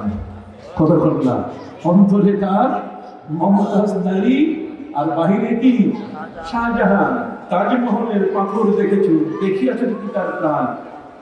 এই পৃথিবীর মধ্যে নারীরা স্বামীকে যত ভালোবাসে নাই, পৃথিবীর মধ্যে সবচেয়ে বেশি ভালোবেসেছে পুরুষরা কাকে? নারী। যেহেতু তারা স্বামীর সেবিকা, যেহেতু তারা ঘরের দায়িত্বশীলা। নবী করিম সাল্লাল্লাহু আলাইহি ওয়াসাল্লাম বলছেন, আইয়ুমা ইমরাআতিন ইযা মাতাত ওয়া রাদিয়া আনহা জাওজুহা, ওই মহিলা যে মহিলা মারা গেল, তার স্বামীরা তার উপরে কি খুশি, দাখালাতুল জান্নাহ, সে সাথে সাথে মৃত্যুর সাথে সাথে আল্লাহর জান্নাতে প্রবেশ করবে। সুবহানাল্লাহ। এই জন্য ভাইরা, কবি নজরুল তার সঙ্গীত কবিতার মধ্যে তিনি লিখেছেন, দিবসে দিয়েছ শক্তি সাহস, নিশীথে হয়েছ বধূ, পুরুষ এসেছে মরুতিশালায়, নারী জুগিয়েছে মধু, নর বহে হাল, নারী শেষে খাল, এই হাল খাল পানি মাটি মিশে ফসল হয়ে ফুটে উঠেছে সোনালী ধানের শীষে। কবি নজরুল তার সঞ্চিত কবিতার মধ্যে লিখেছেন যে দিবসে জুগিয়েছ শক্তি সাহস, দিনের বেলায় একজন স্ত্রী তার স্বামীকে বলছে, যাও তুমি অফিসে যাও, তোমার কর্মক্ষেত্রে তুমি যাও, তোমার মাঠে তুমি যাও, ঘর আমি দেখবো। সুবহানাল্লাহ।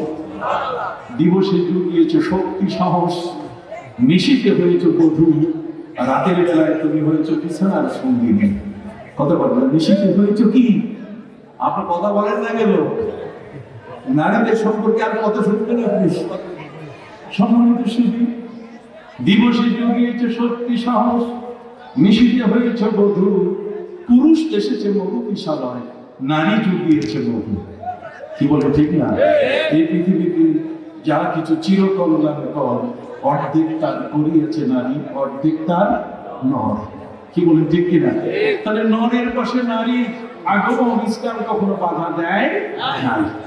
ইসলাম মা আয়েশার মতো, মা খাদিজার মতো, রাবিয়া তাসলির মতো পৃথিবীর নারীদেরকে অবস্থান তৈরি করতে সবসময় তৎপর ছিল। কারণ একজন ভালো মা একটা ভালো জাতি উপহার দিতে পারে। অতএব সেই মায়ের কোলে একটি শিশু সত্য শিখবে, বসে বসে পেশাব করা শিখবে, ডান হাতে খাওয়া শিখবে। কি বলেন ঠিক না? মুরব্বীদের সালাম দিবে, পরিবেশ চাচাকে বাবাকে, বাবার পরিচয় যখন মা তাকে করায় দেয়, প্রথম শিশুর পরিচয় আমার বাবাকে কেউ করায় দেয়, আমার বাবাকে চিনাই দিয়েছে সর্বপ্রথম কে? আমার মা। একজন নারীর দায়িত্ব, সে যেমন আমার বাবাকে চিনিয়ে দিয়েছে, আমার চাচাকে চিনিয়ে দিয়েছে, আমার সম্মানীয় ব্যক্তি, আমার শ্রদ্ধার মানুষগুলোকে চিনিয়ে দিয়েছে, আমার আত্মীয়ের মানুষদেরকে চিনিয়ে দিয়েছে। একজন নারী, তিনি হচ্ছে এক প্রথম ফার্স্ট প্রাইমারি স্কুলের শিক্ষক যেমন দায়িত্ব পালন করে, আমার লাইফের প্রথম আমার শিক্ষিকা হলেন কে? মা। অতএব সম্মানিত শুধু সেই নারীদেরকে নিয়ে আজকে পৃথিবীর ওই সমস্ত নারীদের তার ইসলামের বিরুদ্ধে কথা বলে যে নারীদেরকে ইসলাম কোনো ক্ষমতা দেয় নাই, মর্যাদা দেয় নাই, নারীদের কোনো অংশ দেয় নাই, নারীদের অংশ দিয়ে দিতে যে ইসলাম ঠকিয়েছে তাদেরকে। স্বামী যদি মারা যায় আর সেই স্বামীর যদি সন্তান থাকে, তাহলে স্ত্রী 8 ভাগের 1 ভাগ 2 আনা সম্পত্তি পায়। কি বলেন ঠিক না? ওরা বলছে ছেলে পাবে ডাবল আর মেয়ে পাবে অর্ধেক। কতক্ষণ না? তারপর 2 মেয়ে মিলে যা পাবে 1 ছেলে তাই পাবে। কাজে মেয়েদেরকে ঠকানো হয়েছে। আসলে কি ইসলাম মেয়েদেরকে ঠকাইছে? আমি একটা উদাহরণ দিব, এই উদাহরণটা দিয়ে আজকের মাস শেষ করবো। কথা বুঝতে পারছি? একটা ছোট্ট উদাহরণ আপনাদেরকে দিয়ে দিই। একজন লোকের 2টা ছেলে, কয়টা? সবাই কথা বললে সুন্দর হবে। কয়টা ছেলে? দুটো ছেলে, বড় ভাই এবং ছোট ভাই। এক ছেলে বড়, একজন কি? দুইজনে ঈদের পরে নানার বাড়িতে যাবে। নানার বাড়িতে যাওয়ার সময় ছোট ভাই আর বড় ভাই দুইজনে বাপের কাছে গিয়ে বলছে, আমাদেরকে পয়সা দাও, নানার বাড়ি এখানে তো কাছে না, আপনাদের এই জায়গা থেকে নানার বাড়ি আপনি মনে করতে পারেন সেই গৌরীপুর, কথা বল না, ওই গৌরীপুর পর্যন্ত নানার বাড়ি, এটা তো যাইতে তোর পয়সা লাগবে। বাবার কাছে বলছে যে বাবা ভাড়া দাও। তো বাবা নানার বাড়িতে যেহেতু দুই ভাই যাচ্ছে, এই জন্য বড় ছেলের পকেটে 500 টাকা দিছে। কত? 500 টাকা দিয়ে বলছে যে ছোট ভাই সহ তোমার ভাড়া দিয়ে দিলেন, ও বাস থেকে নামার পরে তুমি ভ্যানে চড়বে, তুমি টোটো অটোতে চড়বে, অটো সিএনজি তোমার নানা বাড়ি পর্যন্ত নিয়ে যাবে, ওই ভাড়াটাও দিয়ে দিছি। আর এই যদি রাস্তায় কিছু খাইতে চায়, ওই যে পটাটোস, কথা বল না, মজো, এই ধরনের যদি কিছু খাইতে চায় তাহলে খাওয়াই দিও, পয়সা দিয়ে দিলাম। আর ছোট ছেলেটার পকেটে 100 টাকা দিয়ে বলছে যে সব পকেটে রাখ, কথা বল।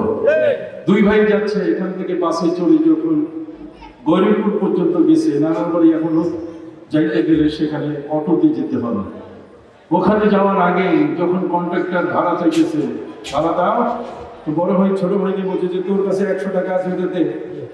ছোট ভাই বলছে না, এটা আমি দেবো না, তোমাকে তো আমার আব্বা ভাড়ার পয়সা দিয়ে দিয়েছে, তুমি আমার কাছে যাবে কেন? সে দেয় নাই, ফলে 500 টাকার মধ্যে থেকে দুই ভাইয়ের বাসের ভাড়া দিয়ে দিল। নামার পরে যখন সিএনজি দিয়ে উঠছে, উঠার পরে সেখানে বড় ভাই ছোট ভাইকে বলছে যে তোর কাছে 100 টাকা আছে, ওটাতে। ছোট ভাই বলছে না, এটা তো আমি দিব না, আমার সিএনজির ভাড়া তো তোমাকে দিয়ে দিয়েছি।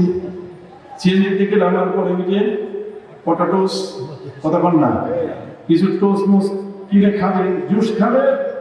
ছোট ভাই বলছে বড় ভাইকে দিয়ে দাও, বড় ভাই বলছে তোর 100 টাকা দিয়ে নেই, না আমি দিব না, তোমার 500 টাকার মধ্যে কি আছে? আমার জুসের টাকা আছে, আমার পটাটোসের কি আছে? টাকা আছে। সম্মানিত শুধু দুই ভাই গেল, আবার ফিরে আসলো।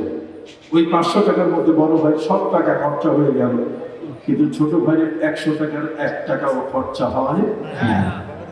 আপনি কি এই বিষয়টা বুঝছেন? বড় ভাই 500 টাকার যাতায়াত ভাড়া সহ সবকিছুই কি শেষ, আর ছোট ভাই যে 100 টাকা, সেটা কি যাইতে আসতে 1 টাকাও খরচা হয় নাই। ঠিক অনুরূপ ভাবে একজন ছেলে একজন মেয়ের মধ্যে যখন বিবাহ হয়, তখন মহারণা কি মেয়ে দেয় না ছেলে দেয়? তাহলে গেল ছেলের 500 টাকার মধ্যে, কথা বল না, 500 টাকার মধ্যে কিছু অংশ চলে গেল কোথায়?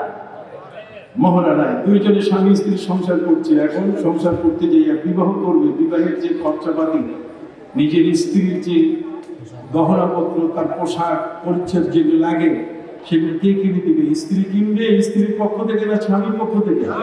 স্বামী। তাহলে এখানে 500 টাকা গেল, কথা বলো। দুইজনে যখন ছেলে যখন তার মানে বর যখন তার স্ত্রীকে উঠে নিয়ে গেল, উঠে নেওয়া যাওয়ার পর বাড়িতে নেওয়ার পরে এখন খাওয়া দাওয়া সব কি স্ত্রী দিবে না ছেলে দিবে? ছেলে পক্ষ দিবে, ছেলে দিবে। তাহলে এখানে 500 টাকা কি শেষ? স্ত্রীর কোনো টাকা খরচা হয়েছে? হয়তো মহারানার টাকা নিয়েছে 5 লাখ টাকা, এর 1 টাকাও কি খরচা হয়েছে? এরপরে দুইজনে সংসার করতে গিয়ে বাচ্চা জন্ম নিল। বাচ্চা জন্ম নেওয়ার পরে এই যে ডেলিভারি যে খরচাটা, কথা বল না, এই যে বাচ্চা জন্মের যত খরচা আছে, ডাক্তারের বিল, এটা কি স্ত্রী দিবে না স্বামী দিবে? জোরে বলুন, কে দিবে? 500 টাকার মধ্যে শেষ। তার মহারণার টাকা কি আছে? ঠিক আছে, আমি কি বুঝাইতে পারছি? সম্মানিত সুধী, এই বাচ্চার এখন ডায়াপার লাগবে। ডায়াপার মানে যাতে যেখানে সেখানে পেশাব পায়খানা না করে, এটা যেন হাত দিয়ে ধরতে না হয়, এই জন্য যে বাচ্চাদের সুন্দর কাপড়ের তৈরি যেগুলো কিনে পরাইতে হয়, ডায়াপার বলে। এই ডায়াপার তাও কিনে দেয় কে? স্বামী, কথা বল না। হ্যাঁ, প্যাম্পাস বলে, প্যাম্পাস। এই প্যাম্পাস কিনে দেয় কে? বাপে কিনে দেয় না, না মাই কিনে? এই বাচ্চার গায়ের পোশাক, ঈদের যা কিছু কেনাকাটা সব করছে কে? তাহলে 500 টাকা কি শেষ? 500 টাকার ভিতরেই সব শেষ, কথা বল না। কিন্তু তার 5 লাখ কি রয়ে গেছে। এই জন্য ইসলাম স্বামীকে, অর্থাৎ ছেলে পক্ষকে ভাইকে একজন বোনের চেয়ে বেশি দিয়েছে। তার কারণ এই বোনের বাড়িতে ভাই সব মিলে যাবে না, কিন্তু বারবার বোন ভাইকে নিয়ে সবসময় ভাইয়ের বাড়িতে আসবেন, বাপের বাড়িতে আসবেন। কি বলেন, ঠিক কিনা? অতএব ইসলাম কিন্তু নারীদেরকে কখনো ঠকায় নাই। আপনারা বুঝতে পারছেন কিনা?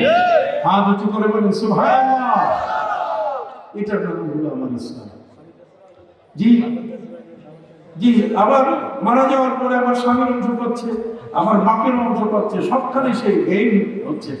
গেইনার হচ্ছে একজন স্ত্রী। কথা বুঝে গেছে? এই জন্য আমি আপনাদেরকে বলেছি কি করা বিসমি রাব্বিকাল্লাযী খালাক। ইসলামের সবচেয়ে বড় বিষয়টা হলো যে আগে পড়ো। আর পড়তে গিয়ে একজন নারী যখন 3টা সূরা পড়বে, তখন পৃথিবীর কোনো স্বামী ওই স্ত্রীকে আর কোনোদিন বলতে পারবে না, ওই স্ত্রীকে কোনোদিন বলতে পারবে না যে তুমি আমার উপরে নির্যাতন করছো। সময় তো শুধু সংক্ষিপ্তভাবে আপনাদের কাছে আরো যে বিষয়টা করতে চাই, সেটা হলো একজন স্বামীর ঘর সংসার করছে একজন স্ত্রী। সেই স্ত্রীর যাবতীয় চাহিদা পূরণ করার পাশাপাশি আজকে আমাদের এই বাংলাদেশের মধ্যে অনেক সময় আছে ছেলে মেয়ে দেখে, ছেলে কি মেয়ে দেখে, মেয়ে দেখার পরে সেই মেয়েটি ভালো না মন্দ, এটা কালো না ফর্সা, এগুলো সব দেখে। কিন্তু সূরা নূর, সূরা আহজাব আর সূরা নিসা যদি পড়ে, তার ওই মেয়ে প্রশ্ন করবে যে তোমাকে ইনজেকশন দিতে হবে, তুমি যে আমার স্বামী হবা, তুমি যে আমার স্বামী হতে চাও, তোমাকে ইনজেকশন দিয়ে আমি ল্যাবরেটরিতে পরীক্ষা করবো যে জীবনে তুমি মদ খাইছো কিনা। কথাটা বলো, জীবনে তুমি মদ খাইছো কিনা। যদি মাদ্রাসা পড়ে এই মেয়েটি, কতক্ষণ যদি এই মেয়েটি মাদ্রাসা পড়ে, তাহলে তার স্বামীকে সোজা করবে। স্বামীর বেতন 45,000 টাকা, কিন্তু মাসের টাকা এনে দিচ্ছে 65,000 টাকা, 1 লাখ টাকা। মাদ্রাসা পড়বো সেই মেয়েটিকে বলবে যে এই 45 তোমার বেতন, বাকিটা কি? বাকিটা তুমি হিসাব দাও, নাহলে তোমার সাথে আমি সংসার করবো না। তোমার হারাম খাবার আমি খাবো। তাহলে হালাল এবং হারাম চেনার একমাত্র উপায় হলো কি? মাদ্রাসা। যেটা বলো একমাত্র কি? মাদ্রাসা। এই মহিলা মাদ্রাসা, এই বাড়ি কেমন বিদ্যালয়। আপনারা কি বুঝতে পারছেন? এই জন্য নারী শিক্ষা এটা পুরুষের শিক্ষার চেয়ে কোনো অংশে কম নয়। নবী করিম সাল্লাল্লাহু আলাইহি ওয়াসাল্লাম এই জন্য তিনি নারীদেরকে প্রতি বৃহস্পতিবার শিক্ষা দিতেন। নারীরা বলতে, হুজুর আপনি শুধু পুরুষদেরকে শিখাইতেছেন, আমরা কি হলাম? নবী করিম সাল্লাল্লাহু আলাইহি ওয়াসাল্লাম তাদেরকে বলেন ইয়াউমুল খামিস, তোমাদের জন্য ইয়াউমুল খামিস, তার মানে কি? বৃহস্পতিবার তোমাদের জন্য বরাদ্দ দিলাম। নবীর কাছে এসে নারীরা যখন শিক্ষা পাওয়া শুরু করলো, তখন তারা বুঝে ফেললো যে ইসলাম তাদের উপরে কত বড় সুবিচার করেছে। তাদেরকে দাসীর থেকে তুলে এনে রানীর চেয়ারে বসিয়ে দিয়েছে। সুবহানাল্লাহ। অতএব একজন নারী যদিও নবী হয় নাই, কিন্তু নবীর মা বানিয়ে তাদের পায়ের নিচে বেহেশত ঘোষণা করা হয়েছে। আল জান্নাতু তাহতা আকদামিল উম্মাহাত, মায়ের পায়ের নিচে সন্তানের কি বেহেশত। যত বড় বুজুর্গ হন, 100 দানার তসবিহ আপনি গাইতেছেন, 100 দানা থেকে আপনার সবক সালেহ হিসাবে আপনি ইবাদত করতে করতে যদি 1000 দানাতে আপনি উন্নীত হন, আর মায়ের সাথে যদি বেয়াদবি করেন, তাহলে আপনার একটা দানার উপর মূল্য থাকবে না। এই জন্য বড় পীর আব্দুল কাদের জিলানী রাহমাতুল্লাহি আলাইহি বলেছেন, সারা পৃথিবীর পূর্ব দিগন্ত থেকে পশ্চিম দিগন্ত যদি তুমি সেজদা দিয়ে পূর্ণ করো, আর সমস্ত সেজদাগুলো যদি একটা পাল্লায় রাখো, আর মায়ের বুকের যদি এক ফোঁটা দুধ এক পাল্লায় রাখো, তাহলে মায়ের বুকের অমিয় সোজা সেই দুধের ভারত, সেই দুধের মূল্য সবচেয়ে কি বেশি। সেজদার চেয়ে তোমার মায়ের বুকের দুধের মূল্য কি বেশি। গায়ের চামড়া তুমি খুলে যদি জুতা বানিয়ে দাও, তবুও কোনোদিন মায়ের ঋণ পরিশোধ হবে না। ওয়াকফিজ লাহুমা জানাহা যুল্লি মিনার রাহমা। কথা বললাম, ওয়াকুর রব্বির হামহুমা কামা রাব্বায়ানি সগীরা। আল্লাহ বলে দিয়েছেন যে হে নবী, ওয়াকাদা রাব্বুকা আল্লা তা'বুদু ইল্লা ইয়্যাহু ওয়া বিল ওয়ালিদাইনি ইহসানা। মা বাবার সাথে ভালো ব্যবহার করতে হবে। গত রমজান চলে গেল, নবী করিম সাল্লাল্লাহু আলাইহি ওয়াসাল্লাম 3 বার আমিন বলেছেন। তার মধ্যে একবার আমিন হচ্ছে যেমন আদারাকা রমাদান। কথা বলেন, ওয়ালা মান আদারাকা আবাওয়াই, যে ব্যক্তি মা বাবা দুজনকে পেল, ওয়ালা ইউদখিলাহুল জান্নাহ, অথচ মা বাবার মাধ্যমে সে জান্নাতে যাইতে পারতো না। রমজানের সুযোগ ছিল মা বাবার খেদমত করে তাদের দোয়া নিয়ে আল্লাহর জান্নাতে যাওয়া। তার চেয়ে অভাগা, বাউদা, তার চেয়ে অভাগা পৃথিবীর মধ্যে আর কেউ নাই। আপনি কি বুঝতে পারছেন? এই জন্য আপনার মেয়েকে শিক্ষিত করতে হবে। মেয়েদের শিক্ষা দিলে পরে জাতি শিক্ষিত হবে। কথা বলুন না? মেয়ে যদি আপনার ঘরের মেয়েটা যদি শিক্ষিত হয়, এখন মাদ্রাসা শিক্ষিত মেয়েদের ডিমান্ড সবচেয়ে বেশি। কথা বলুন না? আপনারা, আমি একটা কথা বলি, এটা এখানে যাবে, এটাই সমস্যা, এটা নোট হচ্ছে, কি বলেন ঠিক কিনা? এটা হচ্ছে পরিসংখ্যানে দেখা গেছে যে যে সকল সাধারণ শিক্ষায় শিক্ষিত নারী যায় তাদের ইজ্জত নষ্ট হয়ে যায় বহু আগে। কথা বলুন, তার ভার্জিন থাকে না। কথা বুঝতে পারছেন? তার কারণ হচ্ছে যে পরপুরুষ বা অন্য ছেলেদের সাথে খোলামালা উঠা বসা করার কারণে তাদের যে কোনো মুহূর্তে তাদের সেই সতীত্ব নষ্ট হয়ে যায়। কি বলেন ঠিক কিনা? ইসলাম এই জন্য বোরকার ব্যবস্থা করেছে। পর্দার এই ব্যবস্থাপনা যখন একজন নারী গ্রহণ করে তখন তার চেহারার দিকে আর সে তাকায় তার সুযোগ পায় না। আল্লাহ তাআলা তার নবীকে বলে দিয়েছেন, ইয়া আইয়ুহান নবী কুল লিআজওয়াজিকা ওয়া বানাতিকা ওয়া নিসাইল মুমিনিন আইয়ুদিনিনা আলাইহিন্না মিন জানাবিবিহিন্না। কথা বুঝে গেছে? হে নবী, আপনি আপনার স্ত্রী, আপনার কন্যা সন্তানদের এবং পৃথিবীর সমস্ত ইমানদারদের স্ত্রীদেরকে বলে দেন তারা যেন তাদের বুকের উপরে কি রাখে? জিলবাব রাখে, কাপড়। একটা হচ্ছে হিজাব, একটা হচ্ছে জিলবাব। হিজাব আর জিলবাব এক জিনিস না। হিজাব হচ্ছে একটা মাথা থেকে পা পর্যন্ত, গোড়ালি পর্যন্ত, গোড়ালির নিচ পর্যন্ত ঢাকা, এটার নাম হচ্ছে হিজাব। আর জিলবাব হচ্ছে এমন একটা পোশাক যে পোশাকে কখনো কোনো নারীর অঙ্গ প্রকাশিত হবে। আর এখন ইসলাম আরিয়াতুন কাসিয়াতুন আরিয়াতুন, হ্যাঁ, এখন নারীরা এমন পোশাক পরে যাতে তাদের বুক, পিঠ, তাদের অঙ্গ প্রত্যঙ্গ সবগুলো প্রদর্শিত হয়, সবগুলো পরপুরুষে দেখে। অথচ নবী করিম সাল্লাল্লাহু আলাইহি ওয়াসাল্লাম বলেছেন, ইজা খারাজাতিল মারআত ইস্তাশরাকাহু শাইতান। যখন কোনো নারী বের হয় তখন শয়তান একটা পুরুষের চোখের মধ্যে সওয়ার করে, দেখ ওই বেহুলা সুন্দরী যাইতেছে। একজন নারী মূলত জেনার প্রথম পথ খুলে দেয়। এই জন্য কোরআনে নারীকে জেনার প্রথম পথ খোলার কারণ হিসেবে বলা হয়েছে আয-যানিয়াতু ওয়াজ-যানি। কথা বলতে নেই? কথা বল না? আয-যানিয়াতু ওয়াজ-যানি ফাজলিদু কুল্লা ওয়াহিদিন মিনহুমা মিআতা জালদা। অনেক লম্বা আলোচনা, আপনাদের বুঝতে ধরছি কোন জায়গায়, এটা কতদূর যেতে পারে। অতএব নারী শিক্ষা এটি বর্তমান সময়কালে ফরজের উপরে ফরজ, তার উপরে ফরজ, বিশেষ করে মাদ্রাসার কোরআনের শিক্ষা গ্রহণ করা। এই জন্য নবী করিম সাল্লাল্লাহু আলাইহি ওয়াসাল্লাম বলছেন, আল্লিমু নিসাআকুম সূরাতান নিসা। তোমাদের নারীদেরকে সূরা নিসা পড়াবা, সূরা নূর পড়াবা। তাহলে সূরা নূর পড়লে কে মাহরাম, কে মাহরাম না, কার সাথে দেখা দেওয়া যাবে, কার সাথে দেখা দেওয়া যাবে না। কথা বুঝে গেছে? এই সমস্ত 14 জন ব্যক্তির হিসাব দিয়েছে, কাকে দেখানো, কাকে সে দেখতে পারবে, কে তাকে দেখতে পারবে। নবী করিম সাল্লাল্লাহু আলাইহি ওয়াসাল্লাম বলে দিয়েছেন, স্বামী আর স্ত্রী যদি এক ঘরের মধ্যে থাকে আর সেটা বেড়া, চতুর্দিকে বেড়া লাগানো, মাঝে মধ্যে বেড়ায় কি আছে, ফাঁক আছে না, বাঁশের বেড়া দিয়ে যদি চতুর্দিকে ঘর ঘেরা হয় তাহলে সেখানে ফাঁক আছে কিনা? নবী করিম সাল্লাল্লাহু আলাইহি ওয়াসাল্লাম বলেছেন, কোন স্বামী এবং স্ত্রী যদি একটি ঘরে থাকে আর কেউ যদি চোখ দিয়ে আড়াল দিয়ে ওই বেড়ার ফাঁক দিয়ে দেখার চেষ্টা করে, নবী করিম সাল্লাল্লাহু আলাইহি ওয়াসাল্লাম বলেছেন, তার চোখের মধ্যে জ্বলন্ত সুই চোখে ঢুকায় দাও। কেন? স্বামী স্ত্রীর ভালোবাসা। ومن آياته أن خلق لكم من أنفسكم أزواجا لتسكنوا إليها وجعل بينكم مودة ورحمة। স্বামী স্ত্রীর মধ্যে আল্লাহ এমন সম্পর্ক দিয়েছেন যে সারাদিন ক্লান্ত হয়ে যখন স্ত্রীর মুখটা দেখে তখন সে শান্ত হয়ে যায়। আর সেই স্ত্রী যদি পরকিয়া করে, কথা বল না, এখন বর্তমান তো শুধু পরকিয়া, কথা বল না, স্বামী গেছে বিদেশে, বউ এখন ঢিল মারতেছে আরেক জায়গা। কথা বুঝতে পারলেন? অতএব এখন যেখানে সেখানে ফেসবুক খুললে আমাদের মাথা নষ্ট হয়ে যাচ্ছে। আগে তো খবর পাইতাম না, এখন ঠিক কিনা, এখন কিন্তু অহরহ এই সমস্ত ঘটনা ঘটছে। অতএব পর্দা করা কি? ওকুল্লিল মুমিনাতি ইয়াগুদুদনা মিন আবসারিহিন্না। নারীদেরকে আপনি বলে দেন, হে নবী, চোখের দৃষ্টি যেন নিচে রাখে, পরে নিচে রাখে। এখন আর নিচে রাখে না, এখন ফুলের বোরকা, ফুলের কাপড়ের বোরকা বানাইয়া চোখ দুটো খুলে রাখে, মনে হয় লঞ্চের সার্চ লাইটের মতো সারা দুনিয়া দেখতেছে।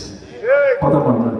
চোখের উপরে পর্দা, আর সেই পর্দা এখন কি নাই। যে জায়গায় পর্দা, সেই পর্দার জায়গাটার নাম কি? চক্ষু। নবীজি বলছেন, একবার যদি দেখো ক্ষমা, আর দ্বিতীয়বার দেখলে জেনা। কথা বল না? একবার দেখলে ক্ষমা, আর দ্বিতীয়বার দেখলে কি? জেনা। অতএব কোন অবস্থাতেই কোন নারীর এই সুযোগটি নাই দ্বিতীয়বার আরেকজন পুরুষকে দেখবে। কথা কি বুঝতে পারছেন? এই জন্যই হযরতে ওই যে বরকত আব্দুল কাদের জিলানী রাহমাতুল্লাহ আলাইহির সত্য বাবা মুসা জঙ্গি নদীর পাশে যখন তিনি ইবাদত করতেছিলেন, একটা সেব ফল, কথা বলেন না, একটা আপেল, সেব মানে আপেল, আপেল ফল ভাসে যাচ্ছিল, ওনার প্রচন্ড ক্ষুধা, তিনি নদী থেকে এই ভেসে যাওয়া ফলটা তুলে নিয়ে তিনি সেটাকে খেলেন। খাবার পরে ক্ষুধা নিবারিত হলো, তার মনে উপলব্ধিত হলো, ঘিরে আমি যে কার জিনিস খাই না, আমি তো মালিকের অনুমতি নেই, অথচ আমরা কত মারিংয়ের শেষ নাই। কি বলেন ঠিক না? মারতে মারতে এই গরিবদের জন্য টিন আসে, রিলিফের টিন, এটাও মারে। এমনকি সৌদি আরব থেকে দুম্বা আসে, ওটাও খাইয়া শেষ। কতক্ষণ না দুম্বাটা খাইয়াও কি শেষ। ওই ঘরে যে সন্তান জন্ম দিবে চোর বাটপা ছাড়া আর কি হবে? কতক্ষণ না। এই জন্য খবরদার জিহ্বাটাকে সামাল দিতে হবে। জিহ্বাটাকে সামাল দিতে গিয়ে হযরত মুসা জঙ্গি বরকত আব্দুল কাদের জিলানী রাহমাতুল্লাহ সত্য বাবা, তিনি ফলটা খাওয়ার পরে উপলব্ধিতে আসলো যে আমি কার খাইলাম, কার দিলাম, কেন খাইলাম, অনুমতি আমি নেই নাই, অতএব তার কাছে মাফ চেয়ে এরপর আমার ইবাদতে ঢুকতে হবে। তিনি খুঁজতে খুঁজতে নদীর পাড়ে হাঁটা শুরু করলেন। দেখলেন একটা বাগান নদীর পাশে। তিনি মনে করলেন এই বাগানের মালিকেরই এই ফল হবে, গাছের ফল। তিনি মালিককে দিয়ে বলছেন, মালিক আমি তো অন্যায় করে ফেলেছি, তোমার গাছের একটা ফল ভেসে যাচ্ছিল, ক্ষুধায় টিকতে না পেরে আমি সেটা নিয়ে আমি খেয়ে ফেলেছি, ক্ষুধা নিবারিত হয়েছে, কিন্তু তোমার তো অনুমতি নেই নাই। তুমি যদি অনুমতি না দাও তাহলে আমার জীবনের সব ইবাদত বন্দেগী শেষ। যিনি মালিক, বাগানের মালিক, বুঝতে পারছেন কি রে, এটা তো এক নম্বর সৎ মানুষ, এটাকে সহজে ছাড়া যাবে না। তিনি বলছেন, না আমি তোমাকে ক্ষমা করবো না যতক্ষণ পর্যন্ত 12 বছর তুমি আমার এই বাগানের গাছের গোড়ায় পানি না ঢালবে বা বাগান দেখাশোনা না করবে। ওই 12 কেন 24 বছর দরকার হলে আমি পানি ঢালবো, কিন্তু আমার এই ইবাদতের সওয়াব তোমাকে দিব না। ঠিক আছে? 12 বছর যাওয়ার পরে মালিককে বলছে যে বাগানের মালিক, আমি তো তোমার দায়িত্ব পূরণ করেছি, পানি ঢালা থেকে দেখাশোনা থেকে সবকিছু করছি, এখন ছেড়ে দাও। ওই না, এখনো ছাড়বো না, তোমাকে আমার একটা মেয়ে বিয়ে করতে হবে। কি? ওই মেয়েটা অন্ধ, চোখে দেখে না। আমার মেয়েটা ওটা একেবারে কুৎসিত কালো, ওটা একেবারে কালো। আমার মেয়েটা ল্যাংড়ি, এটা পায়ে হাঁটতে জানে না, চোখে দেখে না। এরকম বউ কেউ ধরে আনে? আমি বলছি, তুমি যদি এটাকে বিয়ে না করো তাহলে তোমাকে ক্ষমা করবো না। ওই দেন যা আছে কপালে, যা আছে কপালে দেন। বিয়ে হওয়ার পরে যখন বাসর করে দুইজনে দেখার সাথে বাসর করে দেখে তিনি দেখলেন যে অপূর্ব সুন্দরী, কথা বলে না, আয়নার মতো চকচক করছে। বলে সুবহানাল্লাহ, এত সুন্দরী দিকে কল্পনাই করা যায় না। তার চেহারার দিকে নজর দিলে মনে হয় চক্ষু নিচে নেমে আসে। ঘর থেকে দূরে পালাবার উপক্রম।